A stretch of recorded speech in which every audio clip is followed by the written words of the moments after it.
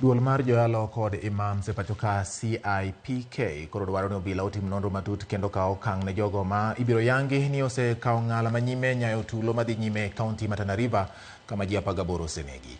Kotelnegi kod jataa tije margi Mohamed Khalifa, CIPK koni en midhiero ni tulo ma Tana River osebedo ka muoche kinde ka kinde kendo jadak osebedo ka wito ngimagi, to kata kamano onge okang' malong'o mosekawo mar kedo gi jogo manyayo tulono.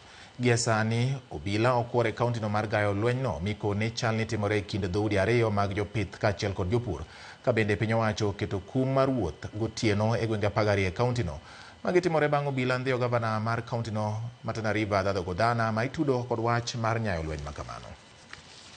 Angalie mtu kwa cheo chake cha siasa, kila ambaye kwamba amehusika kumwaga damu ya hawa ndugu zetu walioko Tana River, kutoa katika majumba yao na kuharibia mifugo yao, serikali isione huruma.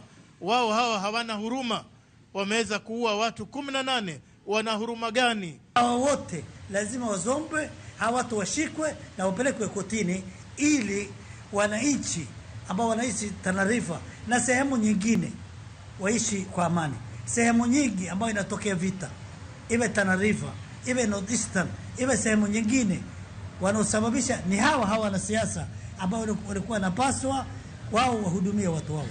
Kwa hivyo tunaombea amani kwa ndugu zetu.